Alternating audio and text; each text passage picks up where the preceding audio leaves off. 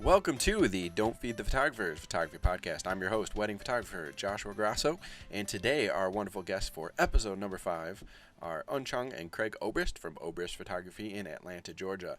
Fantastic photographers, really good at mastering light and doing some epic scenic photos, so we'll be glad to share some of that work with you. Some quick updates on the show. We have moved the don'tfeedthephotographers.com to a new website. It's hosted by theshutterschool.com. So you can go to theshutterschool.com to see all sorts of content on learning business and art of photography, as well as all of the podcast episodes. All right, let's get into it.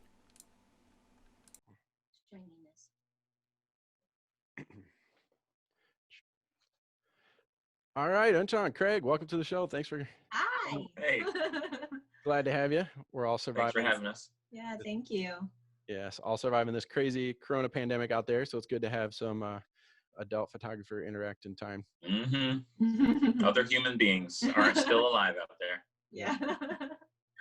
Doing great. Well, great. I'm glad to have our audience get to know you guys. I know I've known you for a while being another local photographer in Atlanta, but your work is definitely something that people all over would be interested in looking at, I'm sure, because you guys do really cool stuff. A lot of cool, epic, creative, cool lighting and dynamic portraits. So I'll be excited to get into that. Gracias. Cool. But anyway, let's like to learn a little bit about how you guys got into photography, or how you guys got started. What made you be photographers in the first place? Yeah, so I mean, she can tell the story better. She's, Yeah. wives are always better at telling the real story. So I'll let you tell it. Craig and I met in 2004. We got married in 2006, and he was a videographer at our church. And then in 2008, we had our firstborn, our daughter, Yeah. Emma. And that's how it all started. Ironically, we didn't want to hire other photographers to pay to get her pictures done. And because Craig was already a videographer for how many years, he already had a great eye in taking photos. And so he was like, okay, you want all these photos of your first child. Let's get a real. They were absolutely terrible pictures, though. They were. Yeah. I should have sent you a couple you could have put up on the screen, because they were like a wrinkly bed sheet, and then like two off-colored lights. Like one was like orange and one was blue, and then she's in this little baby, like just in the diaper, trying to do newborn portraits. It was probably the worst picture I've ever I think I have ever taken. similar So we bought collection. a DSLR, and then we went from there. And then that's the year when Facebook was, getting really popular, and my friends kept telling me to get on it, and so I did, and then I got hooked on it really fast. And all the pictures that he took of Emma and our family, I posted every single one of them on Facebook. And my friends started asking me who took it, and I told them that he did. And then they started asking, hey, can you take pictures of my family or of my child? And our first family shoot, we did for free, and then we did a few for free. And then we're like, wait a minute, we need to start making some money here, because we're spending a lot of time taking these pictures. And so with our first family, we asked them, hey, so can you give us $50? And they did. And when they did, we were shocked. We couldn't believe that someone would pay us real money to take pictures. And Still can't believe it. Yeah. And our first wedding, we charged $400, and that's how it all began. It's funny how in the beginning you're like, $100. That sounds like a lot of money. Yeah. Yes. $400, Like, $400. oh, money. Let's go out for dinner. Yeah, it's crazy. And so interesting that a lot of people, I think they start taking pictures of their kids, and that's what gets them into it, for sure. I definitely have a lot of friends that have done that. Yeah.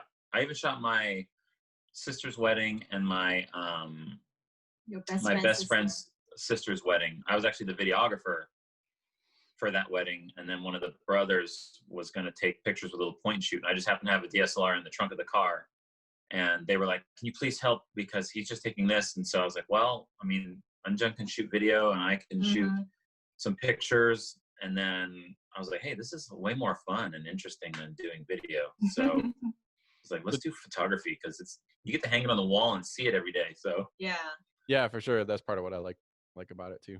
So did you originally have the idea of trying video first then, since you had experience with that, or like?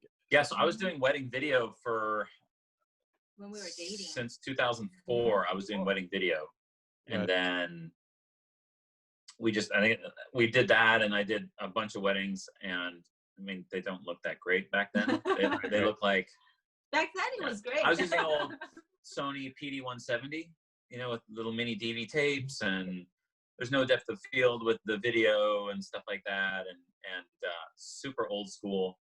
And I mean, people still say they love their wedding videos from back in the day, so I'm not going to complain. But so did that, and then when we got married and we did the photo thing, I was like, let's switch over to photo, because I like this. I like this way more. And I have like super attention deficit disorder of my own. So shooting the video, I love. It's the editing the video and having to sit here and concentrate when the kids run in or whatever. I have to have noise going. So when I'm editing pictures, I can have a TV show going while I'm editing pictures and do whatever I want. So. Yeah, definitely. Yeah, I found that when I've done a little bit of hobby video stuff or putting videos together for this, is I can't listen to anything while I'm editing video because you have to listen to the video. So yeah, exactly. That's the hard part. Like when I'm editing a wedding, I can have a Netflix show on in the background, whatever, listen to podcasts or something. Yeah. Yeah, you can't do that with video. So I was like, oh, yeah, that's a big no for me. Yeah. Shooting it might be fun because I feel like it's similar to photography. Yeah. Oh yeah, because it has movement. Because sometimes that's one. The one downside sometimes with photography is you have that moment where you're like, man, this would have been great for a video clip as opposed to a picture. Someone's like, oh, take a picture of that. I'm like, I can take a picture, but even with the best skill in the world, I'm not going to get as much context as I would if, if I'm doing a quick video clip of it or something like that. So, yeah. So yeah, that's interesting that I didn't know you did wedding video before. So yeah, cool that you've had some of that experience. I've considered playing with it to see if I liked it, but yeah, the editing is too intimidating. So yeah, and we actually made a transition. We tried to add video back in because a lot of people are doing a little bit of like a hybrid kind of hey, we'll do some video with photo. But the thing is, you can hire somebody hopefully to do that, but then you're hiring somebody not knowing who you're going to technically get each time, right? Where you might have somebody who can do it, but sometimes they'll have to go to another wedding. So you might be hiring a group of 3 or 4 different people. So we try to do it ourselves, right? Like some people are doing it themselves, but the thing is like, you can't concentrate, or you can't focus on one over the other, right? You're like, oh, I got to take a picture of this or video. You only get one shot at either moment. So we decided to just concentrate strictly on photography and give them 100% instead of giving them 80-20 or something like that. Yeah. Yeah, definitely. I think it would be very hard, especially with how intensive it is in the photography, or shooting a wedding, with how much you have to concentrate and observe what's going on. Yeah. Anything take your attention away, I think would be very difficult, because I've considered doing that too, to like spice up my slideshows that I give them, to have little video clips or something. But figuring out how to switch gears, I think would make me miss stuff. Yeah, and do both bad then versus. Yeah. Well, so cool. Started out just on accident, kind of got into it, and then stuck with it. Yeah, I actually had someone ask me. I did a video consultation. What's today? Saturday. So I did it on 2 days ago. I did a video consultation, and they asked me. I haven't had anybody ask me in a while. Like, how did you get in, or how did you learn? And I was like, well, in my mind, it doesn't matter how I learned it.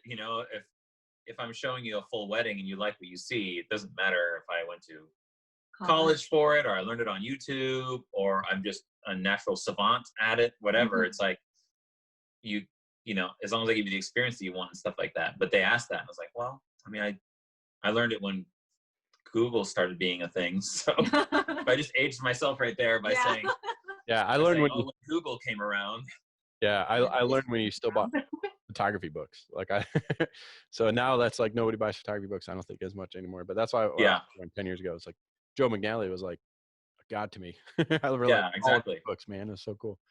We actually ran into him in Las Vegas at WPPI. He was doing a photo walk, and I was doing an interview with somebody, and we walked right through his photo walk. I was like, sorry, Joe. And he had like this 20 people around. He's trying to teach his off-camera lighting class, and I'm like walking through his shoot. I'm like, sorry, man. Sorry. That's cool. Yeah. Hard not to be like, oh, wow. I've been like, dude, that's Joe McNally. Yeah. That's what I was like, that's Joe. Let's walk through his shoot. Yeah. Let's purposely interrupt Moby in the video. Yeah. But yeah, that's funny stuff.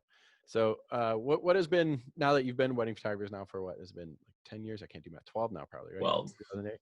11. 11, almost 11 12. years. Yeah, I have to do math every time somebody asks. I go, wait, when did I start again? How long Yeah. has it been? Yeah. What's been your favorite part of doing this for over a decade, of being wedding photographers? Yeah, I think I like the relationships. I mean, everybody's going to love the pictures, but for us, the relationships and just we always tell our clients, there's one line we always tell our clients is, if we don't cry at a wedding, we know we're not called to do this anymore. Yeah. Because I like that. every wedding we want to feel, I'm more emotional than she is. So I cry at least 3 or 4 times at a wedding. And so I'm like, hey, if I cry at a wedding, I know I'm still called to do this and stuff like that, because I love the emotional connection of it. I love seeing people get together. Yeah, I love giving them amazing pictures so they don't, regret it and have to come back to us because they hired somebody that sucked. But which has happened. They've shown us crappy pictures that they had, and we had to reshoot photography for a couple people who hired really, junky photographers and stuff. But just the emotional aspect of it is I think our favorite part, and then, you send them sneak peeks, on the night of the wedding when they get home. And then when they send you a text message, we had this one couple and they sent us a text message. Usually the bride sends us back like, hey, oh my gosh. And they're, a bunch of emojis and stuff of tears, and we love it and stuff. But the groom sent me a picture of the bride at the hotel with her phone, and she's sitting there crying. And he's like, oh my gosh, she loves the picture so much. Please don't tell her I sent you this picture, because she looked really rough. She just woke up. And but it made me cry too. It made us both like, oh, that's awesome. They both love it. And then he's sending me pictures and stuff like that. So the emotional side is probably the number one. Photography wise, my favorite part is when like you said, when we send them sneak peeks or the online gallery, and I always ask them, hey, did they text you back? Did she like it? Did she like it? Like every single time. We shoot about 35 to 42 weddings a year, and every single time we do any engagement shoot or even family shoots, hey, did they like it? Did they text you back? And just waiting, having that anticipation of what their response is very it's fun. And then when the response is positive, which we are blessed to have those positive feedbacks, and then it's very fulfilling as a photographer. And then personally, like for us, we always say our clients become our friends, and they really do. And especially like with technology, with social media platforms like Instagram and Facebook, especially Instagram for us anyways, we really connect with our previous clients who become friends. And then, when they become friends, they refer you to other people. And it's just this domino effect of how your business can grow that way. And our business motto is to always just treat our clients like our family and friends, and just to take care of them that way. And that has really paid off. Yeah, I think those are both awesome elements to be sharing for sure. I resonate with both of them, and I'm working really hard on the second thing to get better at being more building the relationships with clients for sure. I think that's the most important part of the business. I think is definitely having that relationship, which isn't easy for everybody, Yes. So like being if you're more an introverted person, which a lot of photographers are, it might just be hard, like afraid to reach out or not comfortable like being that friend with the you're just like, oh, they just hired me as their photographer. I'm their photographer. Especially because usually, like, for us, I mean, like, as a guy, you're not going to become best friends with the bride because you're the husband and, you're married. And so it's just, so you can send only so many texts and stuff like that. So it's bonus for me, at least, because, we both connect with the couple, but like, she'll connect with the bride a little bit more on social media and talking with them and stuff like that. And I'll text her once in a while some like really cool pictures and everything else. But it helps when, she's here helping me with all of that. So I'm terrible at like social media and stuff like that and connecting. I'm good at when she reminds me, hey, did you text this person and stuff like that? Or when someone texts me, but reaching out, like you said, you're, as much as you are extrovert during the wedding day, a lot of times you're more introvert in actual real life. So right. Yeah, definitely. So like in person, I can schmooze it up and like I feel like we're best friends, but I'm not the type to be texting everybody all the time. I guess I'm getting old or something. I'm already that old guy. It's like text Hey, message. we're older than you. Yeah, We should have done this in rocking chairs on a front porch of a house with like a corncob pipe. Yeah, we need that. That'd be awesome. So yeah, that's good. I think everybody that wants to survive in this business needs to focus on that. It's actually probably more important than the photography, which takes a Yes. long time for people to learn and realize. And in Yeah. the beginning, I was like, if I could just be the best and most amazing photographer ever, and then nothing else matters because my photos be so amazing. And it's Yeah. really, I mean, you need good photos, but Yeah. yeah, so much of it is, and they have lower standards than we do a lot of times. So you can have an average photographer who they just fall in love with personality wise, and then you have an awesome photographer who they're like, meh, they don't hit it off with you, then you're gonna have a lot harder time. I think that's why, you have those, like bridal shows or coffee consultations or something like that is, super key because people, they already like your pictures. They're already contacting you for it. So they just need to know, like, you're a cool guy or a cool girl to hang out with so that you don't freak them out, For sure. So, and they're like, they want you to be around all day with you. So yeah, definitely. And then I also like the fact that you're talking about, if you're not feeling emotion on the wedding day, then it's not for you anymore. Sure. That's definitely been my favorite part, feeling that emotion. And it's kind of cool how they could basically be strangers or hopefully friends by the time they're at your wedding, and you could be watching them have their moments together, and like you feel it. And that can, yeah, that's definitely been my favorite part. And I definitely want them to react to their photos. Yeah. If they don't, if you ever get brides, you send it to them and then they don't respond, and you're like, oh crap, they must hate them. Yeah. Because you're like, did they not like it? And then like 3 days later, sorry, I've been so busy. Oh my gosh, I'm like, oh, oh my gosh, I'm just so stressed out. And then you go, oh, they love it. Okay, you're good. Or they just respond with, okay, thank you, I got it. And we're like, that's even worse. Yeah. How did you like it? Because everybody's personality is so different. So some people react with pages and pages of like, oh my gosh, and this and this and this. And then other people are like, thanks. Yep. And you're going, they must hate it. I invent like 20 reasons why they were terrible. Like, yeah. They must have hated him. Yeah. And then I realized I did the same thing. We hired a photographer one time, and they did for like a birth story or whatever. And they did an awesome job. And when he sent me the photos, we're both like, these are so amazing. And then I didn't get back to him for like 2 days or whatever, because I'm just so bad about text. And so I was like, I did the same thing. Sorry, these are amazing. Yeah. So it's so funny that I did that to a photographer, even though I know what it's up. Yeah. So we're the worst. But awesome. Cool. So one thing I'm excited to do is we'll pull up a couple of your photos. Cool. We'll talk about them. If you are doing the audio only, if you're an audio only listener, you won't be able to see these awesome photos, but you could go to the show notes at don'tfeedthephotographers.com, and you could probably see them there. And we'll start with, I guess, just one of them here. All right. Can you all see it on screen? Did I do it right? I see your file browser and then 3 thumbnails. Oops. All right. So I've done this podcast 5 times, and I totally know what I'm doing, I swear.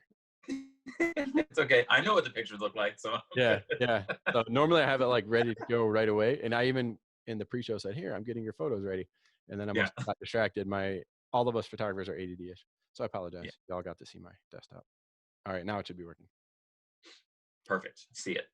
Cool. So just tell us a little bit, either how you got the inspiration for this photo or technique or anything that you'd like to share. Yeah. Who took that one? That one's a good picture. Yeah, it's definitely all, guarantee it's all Unchong. But yeah, it's so we do a lot of off-camera lighting for that one, like literally again, like the 2 brides I just did video consultations with 2 days ago. They both asked me, like, what are some key aspects? And we always push them towards, you tell them some tips for their wedding day, but you want to tell them tips about yourself.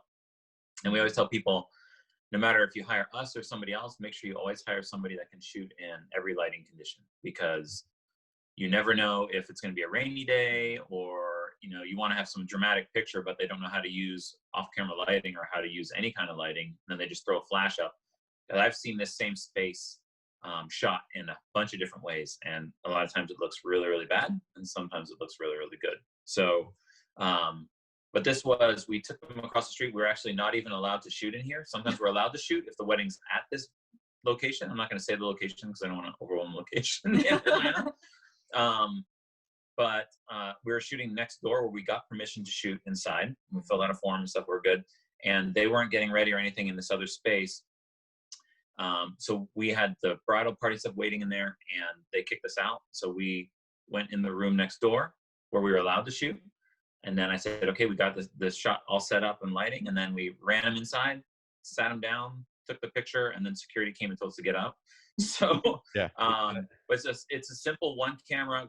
It's a simple one flash portrait, because I'm all about keeping it simple and easy to do so that everybody can do it, instead of like, I don't know if you've ever been to those photo walks or seen tutorials that people are like, oh, you can do this with off-camera lighting. And it's like, there's 3 lights, and then there's 4 assistants, and there's a entourage. they just, the 99.9% of photographers don't have that many those people with them. Usually it's themselves and maybe a second shooter or a friend coming to help with them. Mm-hmm. So this is the softbox off to camera left, and I usually put it like pretty dramatic off to the side, and then I just balanced for the space first, and then added the light in, and then I gel the light with a color temperature orange to match the ambient light that's kind of in the room a little bit, but it's a little bit more blue than the background, and then just lit that. And then I think I had one of the bridesmaids throwing the veil, so that the veil looks like it's floating and stuff like that. So, and this is the couple's like favorite portrait. So Yeah, that's always a fun trick with the bridesmaid. And then you always get the one frame with like her feet still in it and stuff. So, yeah. Yeah. Yeah, it's really nice because it's simple but still dynamic. It's nothing too overly crazy, but just enough drama to it to make it really, really Mm-hmm. Yeah, because our thing is, we're not so concerned with candids on the wedding day. We still get the candids and stuff like that, but for us, our bride and grooms usually love our bougie dramatic portraits along with our candid portraits. So we get them a mix of both. I personally like to shoot a lot more dramatic stuff, making look like you're the royal family or you own the place. Because my line is like, all right, now make the face like you own the place. Nice. Right? So I'm like, sit here, look like this is your cigar bar or something like that, Palace. So yeah. Yeah, I like that. Yeah, that's a cool way of selling it, for sure. Because you definitely have that brand where everybody looks badass, I guess I would say, in a lot of your photos. Yeah. Yeah, it's like they look cool. Like, so I think you have a good style of that helps the bride and groom really look good. Yeah. Gracias. Cool. And then the next photo, I guess I'll describe it a little bit for the audio only people, but we have a tree backlit. It looks like a lot of smoke, and they're posing under the tree. And again, you guys can see those on the website. But go ahead and tell us about this awesome photo. Yeah, so this was actually at last week's wedding. And then we always give the couples some time to do some nighttime portraits, usually after the wedding's over. Mm-hmm. So once they do their grand exit, we'll take them for another 30 minutes after the wedding's over and either go down the street to the hotel they're at, or the venue will let us stay while they're cleaning up. Then we'll stay and shoot some portraits. So for this one, we took to the gardens, then have 2 flashes on some light stands, and they're just speed lights. They're nothing crazy because it's nighttime. I don't need that much power. And one of them is behind the couple, and then one of them is way up and as high as I can get it up on the stand and pointing down from the tree. Nice. And then we just lit a small smoke bomb off. And it's not one of those crazy double-sided, you see on Instagram, everybody using military smoke bombs, because those are super dangerous. And so I never use those. I can tell you stories about people being burnt by those. Yeah, I'm one of them. I'm one of the 2. But we light it off, and my assistant that night, she was just running back and forth and then just waiting until the smoke diffused enough with them, and then the flash is back far enough that it's going to light up the tree, but then it's also going to light up the smoke coming through the tree, so that it looks like they're in this like Garden of Eden kind of a space. So, and then this was like one of their favorites, one of our favorites too, because people are like, it looks so fantasy and stuff like that. So yeah, when he sent me the sneak peek, he texted it to me, and it literally took my breath away. Me and my younger daughter Ellie, we were looking at them, and we both went, oh my gosh. So this is my personal favorite right now. Yeah, and this is all, we do everything mostly handheld too, so this isn't on a tripod or anything like that. It's, the ISO is pretty high. I think like ISO 3200 or so, the shutter speed of like a 20th or 15th of a second. And just blasting off a couple to get one where it's in between my heartbeats, so I can, there's no blur and stuff like that. Awesome. Yeah, cool. It does look awesome. I like the smoke. I like the smoke grenade tip because I have some of those military ones you're talking. They're like smoke grenades. Yeah. So, Yeah. Unjung, someone brought them once to an engagement shoot, and we didn't know they were double-sided. We thought it was only single-ended. So Unjung we said, okay, they already bought them. So we said, go ahead and bring them. We'll use them. But I was always iffy on them. And so she held the bottom end of the smoke bomb. So when she pulled the cord out, it lit out the other end as well. And then she burnt her hand. Yeah. And it was black smoke. I couldn't see. I thought I was going literally blind. So I'm like screaming at the top of my lungs. We're all laughing our heads off. Luckily they bought two or three, so. Yeah. Wow. Yeah, that's crazy. I didn't even know. Like mine, like I guess I should double check that they're not double-ended, so I'll know. Yeah, that's crazy. But cool. And then I thought maybe you were running around with like 3 cans of atmosphere aerosol or something. I was like, man, that's a lot. I think I used to use atmosphere aerosol inside the building, to get like light rays and stuff. Or if there's no wind, I'll use atmosphere aerosol. Like we actually did daytime portraits with them at their wedding during the day, and there was no wind, so we actually used it in the gardens. Even though it was daylight, I had a flash lighting off to just fake a little more of a sunset behind them and stuff like that, with some atmosphere aerosol just to kind of give some separation. But that we had to use a smoke in order to fill that space, and with the wind that was blowing right there, we had to use a smoke bomb. So yeah, I find it definitely works more for indoor, especially just for, like they say, atmosphere. It's hard to really get a good solid plume of smoke. I've tried. It was the first time I tried it. I was all excited to go outside. I'm like, yeah, I'm gonna make all this big old. It's like it's all gone. Yeah, it doesn't really work great outside. Yeah, exactly. Yeah, I think it's just meant to get a little haze through the windows and stuff like that. It worked great for. Cool. And then this one, I'm glad you pulled this one up. I remember when you did it, I was like, what the heck? Do you like set this building on fire? So if you're listening, it's a really awesome photo. They're in like a warehouse looking space and there's just flames everywhere. And so, I didn't know if you had like a cool pixel stick effect or if you literally ran around with a blowtorch or something. So, so pretty cool. I'm going to tell you how I did this, but I would definitely not say you should try this because it's dangerous. I just played with fire a lot on the farm I grew up with as a kid, and so it just came in handy now. So, so this is, usually we try to do everything in camera in one single shot, but obviously when it comes to fire, I'm not going to put people in fire. So this is about 5 or 6, different shots, maybe 7 or 8. And what we did is the camera's on the tripod for this one. It's actually pretty bright outside still. So we shot the couple. I put 2 flashes behind them, one lower near to the ground. You can kind of see it coming through her dress, and then one up near their heads. And it's got like 2 orange gels on it to really make it look like it's part of the flames. So we shot them separately without any fire in the shot.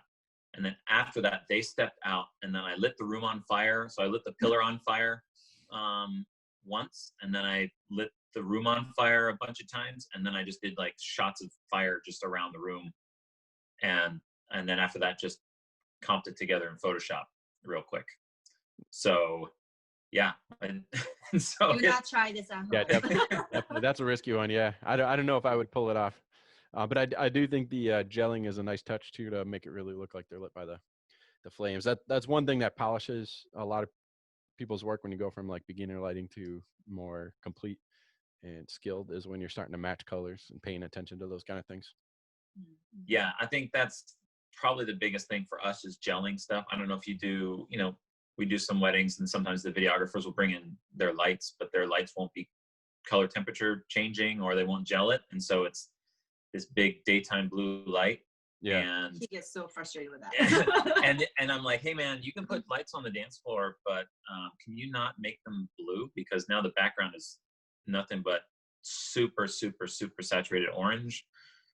And then I'm like, you can turn that off unless you're going to unless you're going to try to match the color temperature a little more. So yeah, in a nicer way than just Yeah, or they won't have light. Maybe Like, not. I mean, if they're watching this and they're like, no, Craig's pretty direct when he says, "You're going to turn that light off unless it's color temperature properly." So. He comes to me and vents, and I'm like, calm down, it's okay. I'll try to talk to them. yes, and his initials are CTO, right? Craig Obrist. Yeah. Middle name Yeah. CTO.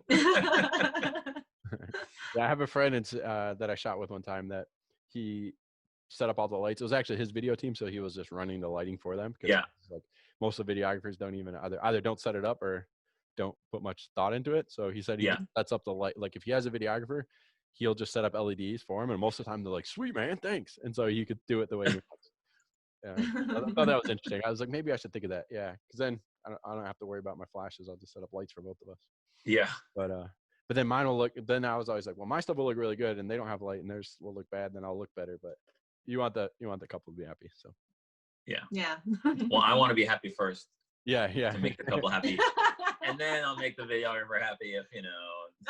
Yeah, they got to make us happy, really. I mean, we could give them a ton of referrals. They always ask me about videographers. So it's like, if any videographers are listening and you're wondering how to be successful, just make some photographer friends and you'll get a ton of business.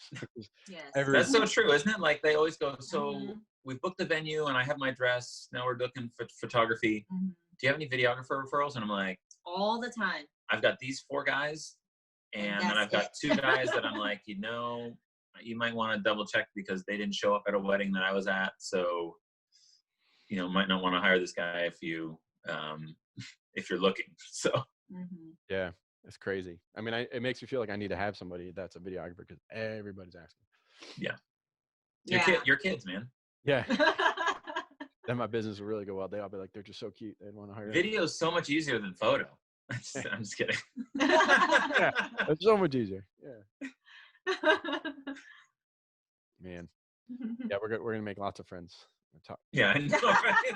Like, maybe we need to cut that out. Hey, well, we already prefaced that I did video for about 8 years before. You did. So you still kind of do. Yeah, I mean, we do still do like corporate videos. Yeah. And, ad agencies, if they need some video needs or something like that, we still do video. I did a video project for TJ Maxx and Marshalls about 3 years ago, and they sent me all over the country for a year and a half to shoot all over the place and then put this big film together for them. So I still do video. It's just we still make our YouTube videos too. Yeah, that's true. Yeah, awesome. So, in your face. Just kidding. Yeah. So there, I can talk about videographers because I am one. All right. So. I have videographer friends, so I can talk about videography. Yeah, exactly. Yeah. Cool.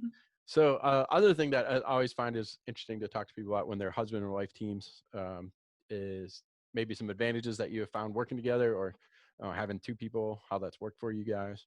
Or I know Unchong handles a lot of social media. Yeah, well, we never argue, which is great. So nice. There you go. Just kidding. I think what's one of the biggest advantages? I mean, the advantages is like I'll take over this. Some people think it's a disadvantage to be married and doing it together, because some people always ask us, like, how do you do this together without ripping each other the shreds, because we met working together. We drove to work all the time together at the same place eventually. We've always been together 24/7. So it's weird when we're not together. Like if I travel for a day, it feels like I'm gone for a full, an eternity. Most couples will go to work and they'll come home and talk about their work days and what happened at work. But we're like constantly talking to each other or something. So, one thing for us that's really has always worked out is that we are total opposites. Yeah. So we complement each other very well. So his weaknesses is my strength, and my strength is, my weaknesses are his strengths. And so we balance each other really well, personality-wise, and with skills as well. And so that's worked really good. One of the things that we both always have to work on is the fact that we both are pretty strong-willed. Our personality is different, but then when we are like when like for example, when I'm doing social media stuff, like that's my thing, right? But if he tells me how to do it or suggest how I can do it better, that's not going to work because you know I get do that.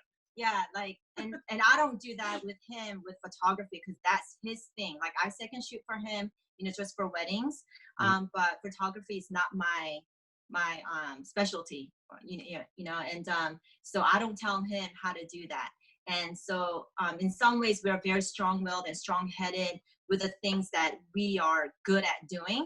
And so with those things, we have to be careful as how to approach one another when it comes to, you know, those things. But overall, when it comes to skills, like for example, like emailing is my thing. Anything that has to do with writing. So I write the blogs, but Craig preps the blogs for me with the photos and everything. So we have this system that we've been running for 11 years now. So we know exactly what to do. But the key still is, even though it's just the two of us, we have to over communicate because sometimes we can get a little comfortable and think that, okay, I'm going to assume that he knows that, or he assumes that I know certain things, and that can get us into some friction with one another, or some miscommunication with the clients. So that's where we have to be extra careful still, and just know to over communicate, over text one another. Even though we live together and we are together 24/7, we text a ton, email each other, and just a lot of communication is going on. Yeah, that's a good tip, because I probably forget to do that with my wife, even on just housekeeping stuff, or if she does help me out with the business, to make sure I give her enough info. And even if it's not a husband-wife partnership, if you have anybody working for you, communication is definitely key. So like I'm adding a like part-time assistant kind of thing, and so I'm learning how much I need to give them info if I want them to be able to do anything. So I think that's part of learning how to be a business as a team, is a whole nother skill set you got to get. So many of us are solopreneurs doing things all by ourselves. You have to learn each other's personalities so well, so that way you know how to approach them and stuff like that, instead of just assuming they're like you. Like I wing it, right? Where she needs to know what's going on and stuff like that. So if I just throw something at her, she just kind of freaks out. Whereas you can throw something at me, I'm like, great, let's do it. I don't care. You know, what's going on, you know? Even the wedding day, like, I'm like, I don't really need a schedule, you know? Like, we'll give her the schedule for people, you know, so that for her sanity and for the bride and groom sanity, so they know what's going on. But listen, I'll just go with the flow, you know? Because I strive on stress personally, so I love it. Yeah. But, you know, stress is really rough on her, so we'll do what we can to alleviate that, so. Yeah, I'm glad there's another photographer like me, because I'll go through the timeline and make sure I have the schedule to make sure the bride feels good. But like, they could literally tell me, show up at 3. I'm like, good. That's all I need. Yeah. Like, I could just go. Yeah. If it's crazy, I find I'm better when the crazier the wedding is. I don't know, something about the adrenaline rush or something. Maybe it's the ADDness. You need some boost to help you focus, right? So just I totally think that's what it is. It's like I understand now why a clutch player is thrown in at the last 30 seconds of the game, because just that pressure, for some reason, something triggers inside of you, and you thrive on that. You thrive on that, and you can just hit those 3-pointers and stuff like that. So yeah, as long as you feel like you know what you're doing, I guess. The pressure definitely in a wedding. Like, I mean, there's times where you're like sweating and running around like crazy, and it's like, this is craziness. I'm trying to pull it all off, but I feel like it kind of gets you going. So like, I'm glad I'm not the only one who's like, I wonder how many photographers are that way, because creative is how our brain works, maybe. Or how many of us in the photography world need like super scheduled without freaking out, or how many of them just work like we do. Yeah, I think most creatives, they love the spontaneous aspect of life. Yeah, for sure. Yeah. So, Unchong, handling all the social media, I think I wish I had somebody that could do that for me. You guys do a great job. You got so much content constantly on your Instagram, Facebook. Is there any advice or big tips for somebody? Yeah, sure. Like, first of all, I'm just really thankful that I love it. I just really enjoy doing it. And it's to the point where I don't even feel like that's work for me. That is my number one favorite thing to do for our business. And I wish that was the only thing I have to do, to be honest with you. One day, it's my dream to be able to hire someone to take over everything else that I do. including emails, bookkeeping, and all that, and so that I can just focus on Instagram and other social media platforms. But I think my biggest tip for social media would be, number one, consistency. You have to have some consistency. Even if it's just once a day, do it every day, once a day.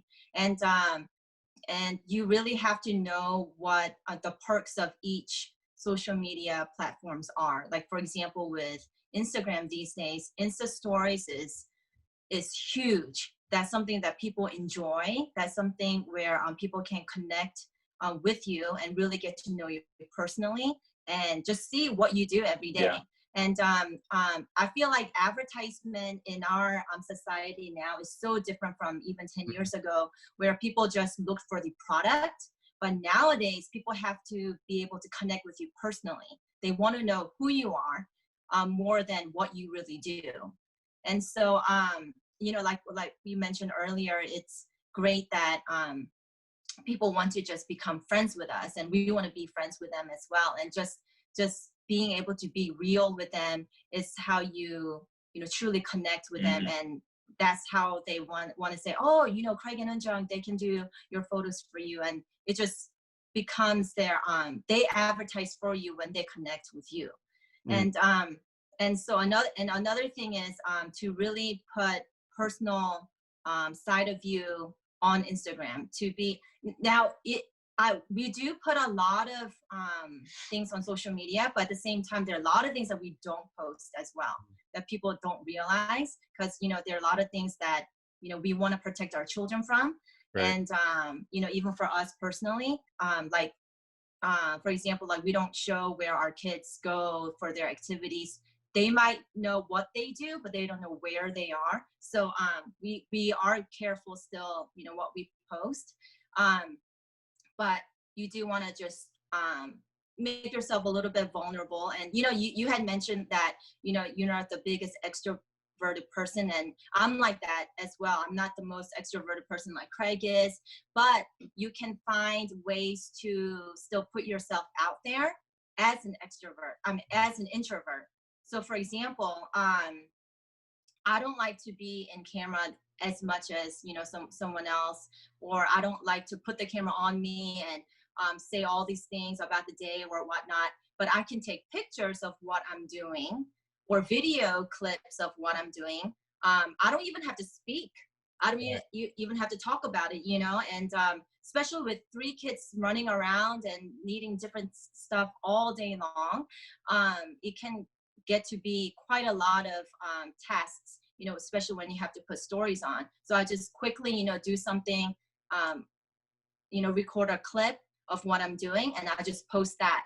And that just becomes an interest for other people. Yeah. So and another thing is to be really resourceful with your Insta stories, with your posts. So every time I try to share some kind of information with people, like, for example, like right now, we're all quarantined with coronavirus, unfortunately.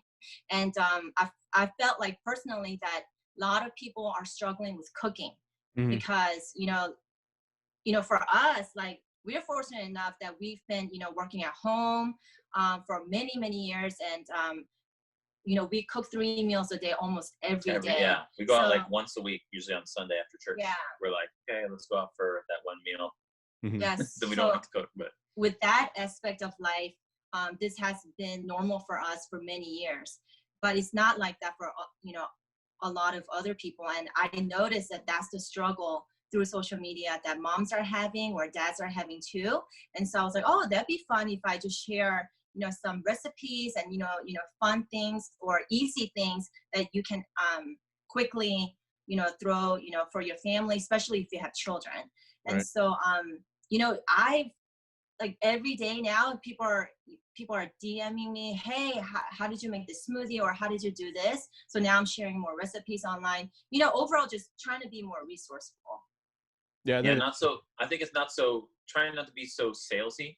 Right. Like, some photographers you see, they're constantly posting something on how to, like, hey, buy our class, or we take pictures, come hire us. And that's good to put that in here and there. But if somebody, people are smart. You know, we're all smart people. We know when someone's just trying to sell us something. Mm-hmm. So if you can just be genuine with people and be like, hey, we genuinely do care. So we're not trying to sell you something all the time, but we do have something to sell you if you want it, right? So just being real on there, and then occasionally just like we'll say like, hey, we took these pictures.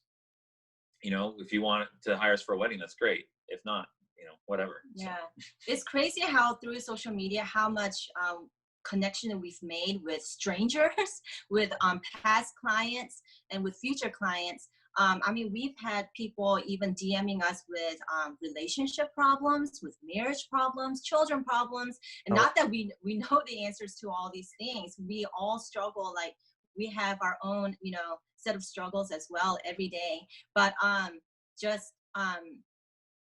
think it allows those people to have us to be an outlet for them. Because I think for those kind of things, when people ask us for those kind of questions, it's more like we're a safe zone, right? Because we don't know their friends.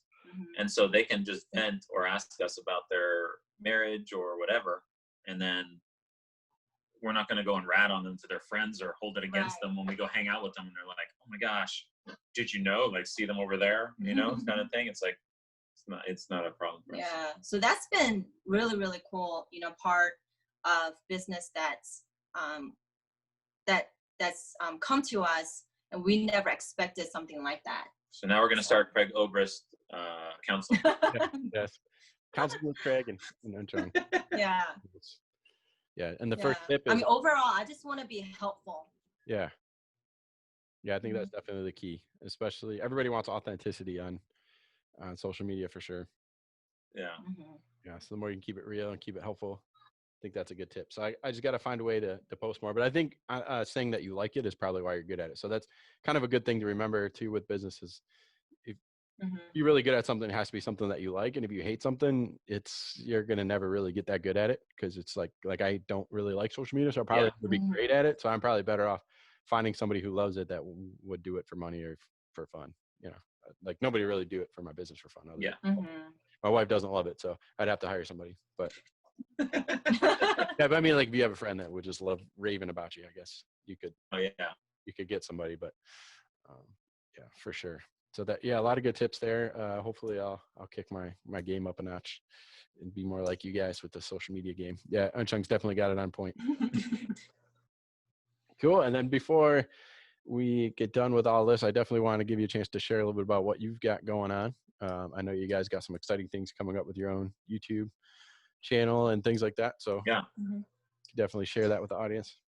Yeah. So last year we had done like a subscription service, and it's funny because like you feel like sometimes you'll fail in something, and I was like, you know, it was like a good quote unquote, not a fail, but you know, it's hard to put energy into something else when you're doing something else that's going really, really well. So we were like, how can we be resourceful for people? So we did an online class, which was great. The content was real good. And then the people that were subscribed to it loved it and learned from it. And then we realized, like, you know, it's harder to constantly creating the content, but then taking that and doing something else so that everybody can be a part of it, we thought would help out a lot better. So we started taking the content we did last year and putting it all on YouTube, and then sectioning it off so people can watch it and learn without having to pay for it.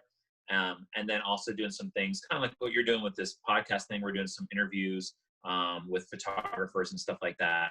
And we just kind of started doing that this year. So that YouTube channel is, it's youtube.com/Craig Obrist Photography. If you just search Craig Obrist Photography on YouTube, you'll see some behind the scenes, like full wedding behind the scenes stuff. So it's not just highlights of like a 10-minute highlight of look how awesome our pictures are, but it's like, you know, like watch this engagement session and see how I'm getting frustrated when no one sees it, where I'm like, I forgot this thing, or it's too windy now, I can't do this. And I'm, you know, I kind of fly by the seat of my pants where I'll be like, hey, we're going to go over here and take a picture. And we might not actually get over there because I had this other idea as you see stuff kind of coming. So you'll see that the progression of how we shoot, how we interact with the clients, how really, like, even for an engagement session, for example, it's really 80-20. It's 20% pictures and the other 80% is just making them feel comfortable and enjoying that, you know, 2 hours with you and stuff like that. So we have that up there, interviews with other photographers, and we're going to be doing some photography tips. We have some tutorials on there, how to shoot like that one picture that we showed earlier, where it was just that one softbox and the veil and them sitting in the chair. So we have a 1 light tutorial on how to do it really simple by yourself. And then we have a 2 light tutorial on how to do 2 light tutorials by yourself as well. So you can learn how to do it without having to constantly have an entourage of people holding reflectors and stuff like that. How to shoot it. Because our whole thing, what we want to get across with this is how to teach photography for people who want to learn and don't have a crap ton of equipment and have to spend a whole junk load of money. We're not going to advertise, $3,000 pro photo flashes when you really can do the same picture with a $125 Young Nuo knockoff brand kind of a flash. So letting everybody kind of learn instead of just, you have to have the latest and greatest. Latest and greatest does help because it's a little more consistent light and stuff like that. But in the end, as long as you love the picture and your clients love the picture, for us, that's what counts, because they're paying me the money, not the other people around me. The other people that are the haters online, they're like, well, you should have had your flash, half a stop darker, and your highlights are blown out a little bit and stuff. Like, listen, that's cool if that's your thing, and some people love to do that, and that's their thing. So great, do those things. But for us, it's making our clients happy and for me being happy with what I'm creating. So, but still, let people, take critique where it comes, because you can still learn from that as it goes. So that's kind of what we're doing. And then we opened up our social media platform. So our Facebook group is now open to everybody on CO Backstage Pass on Facebook. And then we're taking comments through that. And then just on Instagram, all our social media, just constantly putting out pictures of what we've been doing. And then we kind of give updates on new videos that are coming out and any equipment that we do. We're putting on Instagram as well, so that people know what we use, and so they can readily get that, as long as Amazon's shipping it right now. So who knows in a week if they will be. So yeah. But it's cool that a lot of the things that you said you were doing, I definitely think that would be awesome to check out. I like that you mentioned that you could share the whole shoot or some of the negatives that happen too, because I think it can be intimidating for beginners and stuff, as you see everybody's perfect, right? And like you don't realize how much, even somebody who knows what they're doing, there's going to be that creative struggle. Part of the process is stuff not working. You kind of have to look around a little bit. There's that in between the photo and like engagement shoots, half of it is just talking to them, getting them relaxed, getting looking around, finding the light. And then once you got something that works, you can boom, boom, boom, you kind of going with it. But there's a lot of like in between stuff that they can do for sure. Yeah, exactly. Yeah. Actually, I just did an engagement shoot the other day, and usually I have someone with me, but in this instance, I didn't have somebody with me. And I wish I had filmed it, but I couldn't because no one else was with me. But I was like, how am I going to do my off-camera lighting stuff when I usually have an assistant with me to help kind of hold the flash and stuff? And I was like, wait a second, we just taught a class on how to do it by yourself, so I should be able to do it by myself. And I'm just so used to having somebody else with me. So I did the whole shoot with just me doing the off-camera lighting, where I backlit them with one flash and had the softbox on another. And if it's windy, it sucks to have to carry a small sandbag to weigh it down, but you can still do everything by yourself. It takes a little more time than if someone's obviously helping you carry stuff.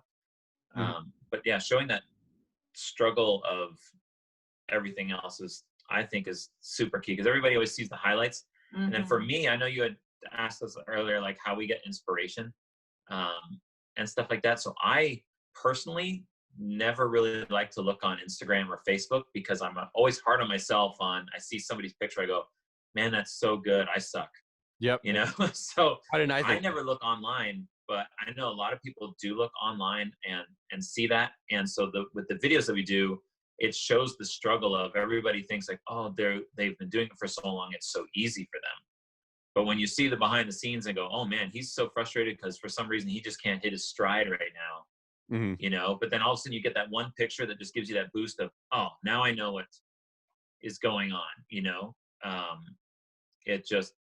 It's cool to watch it and see like, hey, they're not taking pictures every 10 seconds, they're standing around laughing with the bridesmaids, or hanging out with the groomsmen and stuff like that. Mhm. And then you see a picture or something, you just take that quick step back and shoot it and stuff like that. So Mhm. And I love sharing the part, especially with the behind the scenes videos, is that I feel like a lot of people think that wedding photography business is a glamorous job. I don't know where they get that idea, but it's not a glamorous thing. And I'm sure you can relate to this too, Josh, like how on a wedding day you can barely even get a bite to eat, Yeah. or even have a second to get a drink of water. And it's hard work. And so not saying we don't like it, we enjoy it, but it's not the most glamorous job that people think, or it's not easy. I've heard people say, oh, all you do is take pictures, like that's really easy. Yeah. But it's really not. And that's why I love, sharing the behind the scenes, because people get to see, like you say, all the in-betweens and all the ins and outs of what it takes to run the business. Yeah, for sure. It's definitely a grind, especially if you're trying to do it right. I mean, it can be easy just to take pictures. I mean, if you want to just take a bunch yeah, of snapshots all day, oh, they're cutting the cake, I'll take a picture. They're dead. yeah, Yeah. If you're trying to capture in between moments, or you're trying to get creative and solve the problems, that's part of the fun part, is like the problem solving. Oh, they want to do something outside and the light is terrible. Okay, crap. yeah. Mhm. You're like, okay. Oh, they like we'll have people on the thing when we do like our creative stuff with fire or smoke or steel wool, or we do a lot of shots with a lot of like luxury cars and we can find them and stuff. And people have their own ideas sometimes. So it'll be the wedding day and someone will be like, the bride or the groom will be like, oh man, we love that picture. We really want that picture where you do something with fire. And I'm like, well, I don't know if the venue's going to let me light it on fire.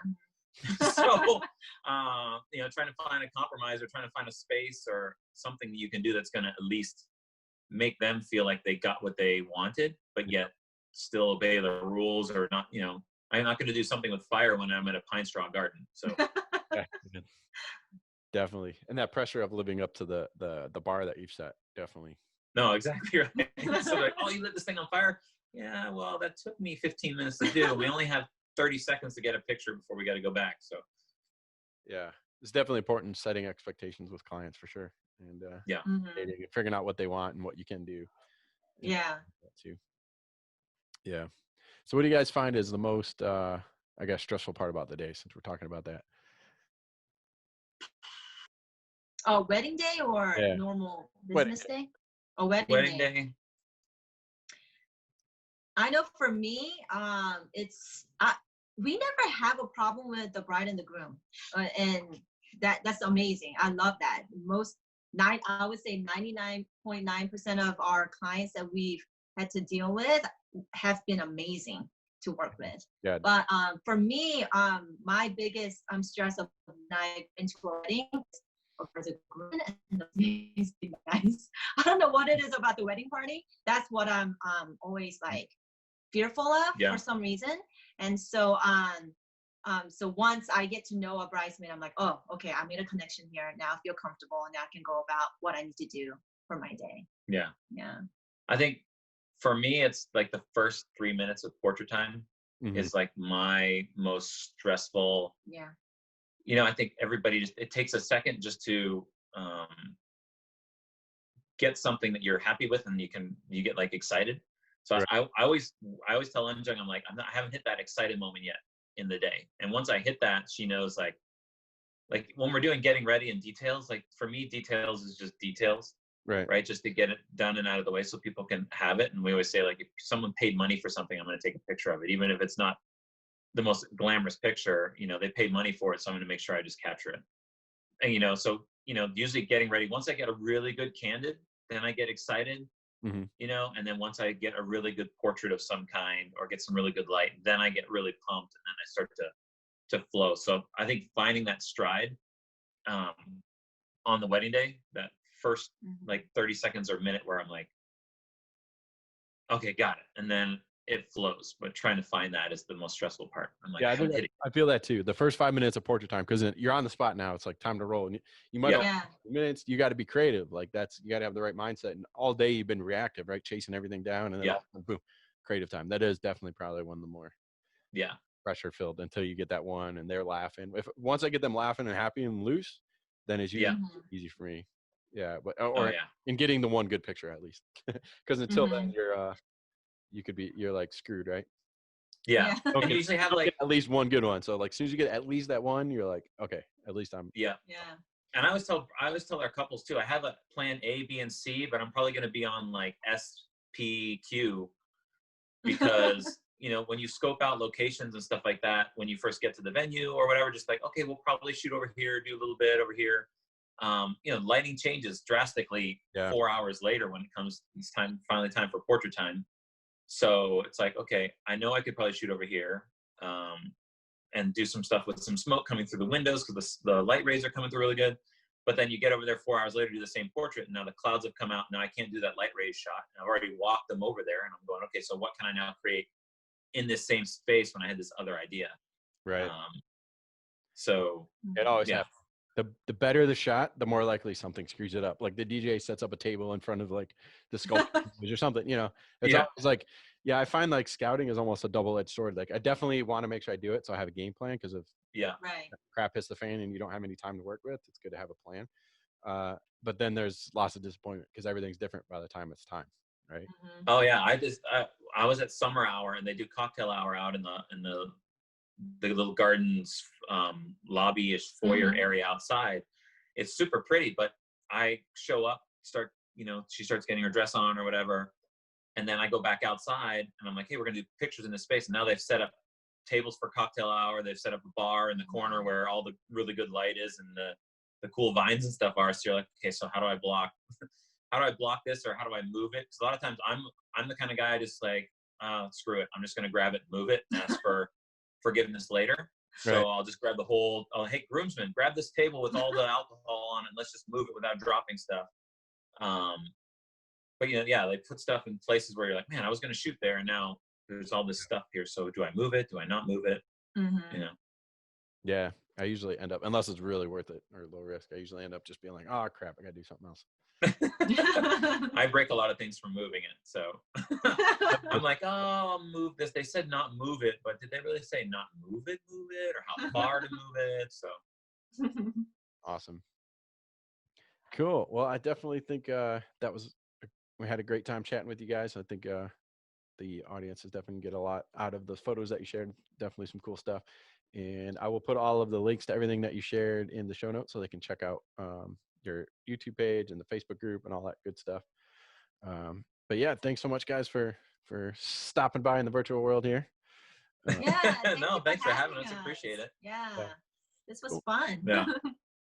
Yeah, it was definitely a lot of fun, and good luck to you guys surviving. And hopefully by the time we do finally have a wedding next, that we will not be super rusty and we can get that get on that roll that we're talking about nice and fast. Kids, they just keep it oiled up. So. Yeah. Cool. All right, guys. Thanks so much for stopping by. No, thank you, man. Thanks, everyone, for tuning in to episode number 5 of Don't Feed the Photographers. You can see all episodes at don'tfeedthephotographers.com. Also, you can check out theshutterschool.com for more educational content on the art and business of photography. Please, if you like the show, please like, subscribe, share, do all those wonderful things to help more people discover the show and get the word out and allow us to keep making episodes. Speaking of making new episodes, we are trying to line up some more interviews. If you are a photographer who would like to be on the show, please reach out to me. Go to don'tfeedthephotographers.com and contact me. If you want to recommend other photographers you would like me to interview, you can contact me as well. So let's get more episodes rolling here soon. Thanks for tuning in, and we'll see you next time on Don't Feed the Photographers.